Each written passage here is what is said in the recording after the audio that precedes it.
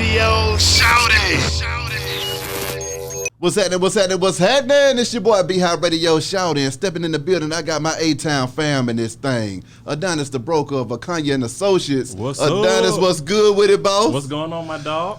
Feeling good, feeling great. Now, I mean, Adonis, it's 2021. Yes, it is. A lot of people want to buy homes, and they're trying to figure out exactly what it is that they need to be doing, man. So could you give me a quick checklist of what it is that folks need to be getting in order to get a house in 2021? No doubt, no doubt. So first of all, you want to make sure that you understand what your credit standing is, period. Okay, we cannot skip that step at all, 0%, okay? Facts. Once you get your credit in order, we can, find the house of your dreams, later on down the road. So I would say the first thing is to utilize, something like Credit Karma, something that, is free, just so you can just understand, what your credit actually looks like. Okay, so now when you bring credit into the equation, you had to actually help me out with this whole credit thing. Credit is kind of like taking 2 steps back so you can take 10 steps forward. Yes, sir. So can you break that down to folks so they can understand exactly what this process is going to entail? So first of all, you got to get your mind wrapped around that it's an imaginary made-up thing. Okay, Yeah. Let's just be honest. It's imaginary, but once you understand the rules of engagement, it's kind of like, I understand the rules of the game, so I'm just going to play by the rules of the game. Facts. So first and foremost, the reason I bring up something like Credit Karma is it'll at minimum tell you, hey, does it look like it's some stuff on here that's derogatory, or does it look like some stuff that shouldn't be on here? It'll at least give you your overall kind of health, so to speak. Yeah. So after that, I would really say, hey, it's a lot of scammers out here as far as when it comes with the credit. Hey, I boost your credit up for, $60 a month. So,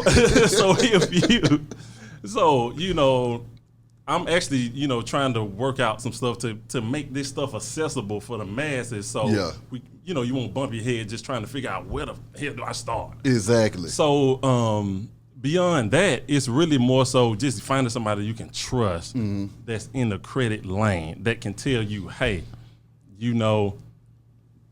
Okay, what if I don't trust nobody and I just want to fix my credit myself? What do I need to do? So first and foremost, I tell people to start small. So just get one credit card, and what you do, it doesn't have to be more than $500 or $1,000. Yeah. Use it for stuff like, hey, I'm going to the gas station just to get some gas. I'm getting groceries every month.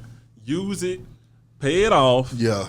Use it, pay it off. Wait about 3 months, and then say, hey, wait 3 to 6 months and say, hey, I've been paying my stuff off. Can you bump me up a little bit? That's how you build credit.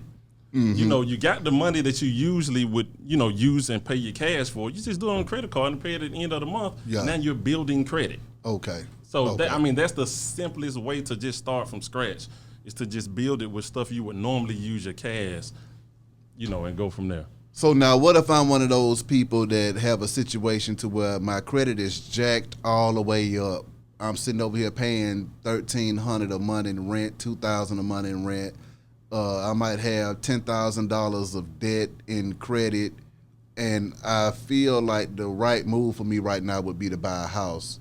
Where do I need to get started, and what is it that I need to do next? So the good thing about this is, I know a lot of people in the real estate industry, they talk about how you want to get pre-approved up front. Yeah. And a part of the pre-approval, a lot of lenders and the financing institutions, they do kind of, operate in the area where they help you, or they have services to help you with your credit. Ooh. So a lot of times what you can do is say, hey, I can afford $1,300 or $1,500 a month, and the rental market, it goes up 10% every year. It feels like, at least. Yeah. And so, hey, I can show this track record of that I can afford it. Hey, you will be the one that will give me the mortgage. Can y'all help me? Show me what I need to do. And a lot of lenders now, they actually operate in that space to where if they don't do it themselves, they have a third party to do it. Okay. So a lot of times it's as simple as just starting with the lender. Okay. If you don't trust a third party, just credit repair company, which a lot of people don't. So now after we get our credit in order, what is it time to do when it's time to find a house? Well, it's time to have some fun then. Yeah. It's time to Talk have to some fun. me. It's time to have some fun. So me, as a real estate broker or as a realtor, I operate as both. The beautiful thing is once you have somebody that's pre-approved, now you're passing the football and saying, hey, this is my lane. I can help you find the house of your dream. So I like to tell people that, the financing portion is the most important portion. That's why I speak on it first. Yeah. The house hunting part is the fun part, okay? Even in the market, there's a seller's market now. Yeah. But what you would do is you would do your research on a real estate company or a real estate broker that could help you, and I'm talking about you from, identifying, hey, am I a first-time home buyer? Or is it any programs for, somebody with low or little money or no money down? Am I trying to do it for an investment property? You got to find somebody that's unique for your situation. Yeah. And then once you go there, then it's kind of like you lean on your realtors to say, hey, what does the local market look like? And how can, with this pre-approval, how can I find that? And that's the realtors, part right there. So that's where I come in at. For a first-time home buyer, what are some things that they need to know in order to get prepared to get their first house? And, some of the fantasies and fiction versus reality, what do they need to wrap their mind around before they even jump out here? Okay, so first and foremost, when it comes to first-time home buyer programs, the theory is, hey, we're going to front you this down payment because you either can't afford it or, we much rather you keep the money, but we're going to charge you a higher interest rate for that. So you're not getting something for nothing. You're going to pay a higher interest rate, which is fine if you can keep your money. You can use that money to furnish it, save it, do whatever else you want to do. But secondly, beyond that, you want to use a program that's specific for whatever your journey is. So if you want to stay inside the city of Atlanta, you can use something like an Invest Atlanta program that works solely for, stuff that's inside the city of Atlanta. But if let's say you're a teacher, you can use something like, hey, Georgia Dreams. It's made for teachers and police officers and firefighters. And so it's just really, doing your research to see what fits you. And typically, if you have a seasoned real estate agent or broker, they should be able to assist you with that.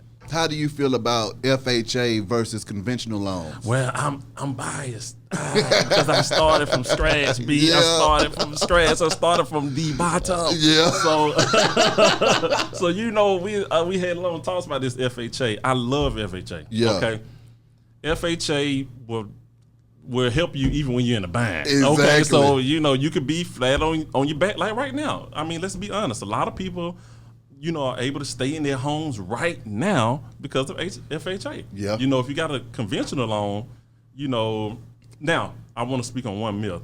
The conventional loans, they aren't just solely 20% down now. So they have come off that only 20% or you can't get in.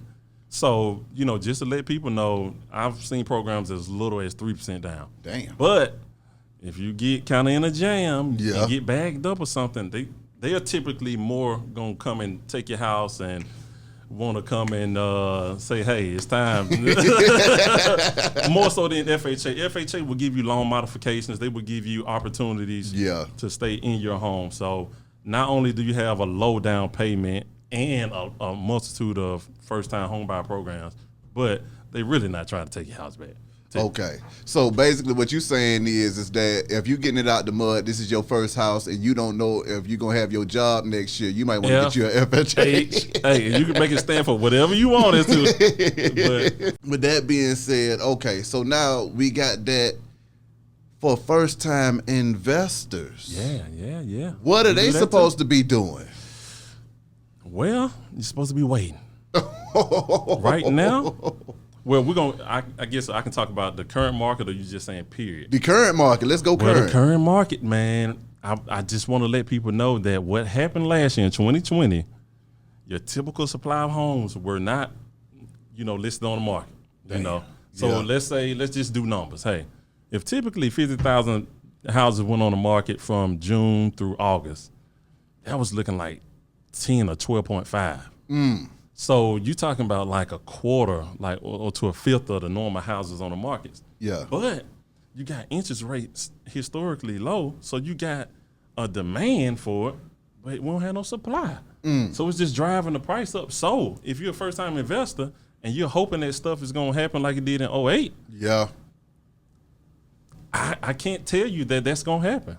Yeah. So a lot of time, what I've been seeing a lot of investors doing, they're moving to secondary markets. They're moving to more rural areas in Georgia. So they're saying, hey, I'll go get my first property where it's not too far away, Macon. I might go there, or I might shoot to Montgomery. Yeah. But I think here in Atlanta, if you're trying to enter that space, it's a little rough for first-time, investors right now. Exactly. So now, I know with Adonis and Associates, you got some amazing things going on to move the culture forward at the same time. Can you speak on that right now, sir? Well, for those who don't know, I've opened up a brokerage, and a part of what I was doing at first was I wanted to open up a brokerage to where, people could have the option to, come in real estate and use that as a secondary income. And maybe if you're in corporate America, you can transition and not have to say, hey, to hell with everything that I've known and built. Let me just go and just roll the dice. No, I want to dispel that myth because for those who don't know, I've been a mechanical engineer since '06. My God. And I've done everything in that space. But I knew after getting fired one day, let's be honest, fired, baby on the way, and I'm sitting here like, God, what am I supposed to do? Yeah. 2014, got into real estate, and I said, you know what? I just need a secondary income. Let me just, roll the dice and see. Messed around, sold my first house. Messed around, helped somebody else. And then I realized, they told me I couldn't do this and keep a job. Hey. So first I wanted to say, let's dispel some of these myths about what you can and can't do. So that was my first thing. So I set out on that journey, but then COVID happened. I said, I'm in a position to be, not only can I share the information that I've gained through experience, but I can be a job creator. Yeah. So for people who don't have the option of going back to corporate America, hey, I got a place to where I can show you how to have your own business under this brokerage. So what I did was meditating. I'm a spiritual person. So meditating one day, and it hits me like, dang, what if I do a real estate scholarship? And not for one person. Let me pick two people to sponsor their real estate scholarship for their real estate schooling. I'm talking about all expense paid, and then the beautiful thing is, once you pass the state test, then you have a spot in the brokerage already. So I'm going to not only, help you with, paying everything, but just showing you, the best practices up front. So you coming in having that hands-on mentorship from the broker instead of just going into a new brokerage and being a number. And it's like, hey, here you go. You're here, but we're not going to show you how to, actually turn it into money. Yeah. But we just going to, bring you in. You know, so that's the big thing, a real estate scholarship. And you have until February the 7th to submit just a short 3 to 5 minute video of why you're passionate about real estate, and also, just why Okonya and Associates would be, the best broker for you. How do they get in contact with you?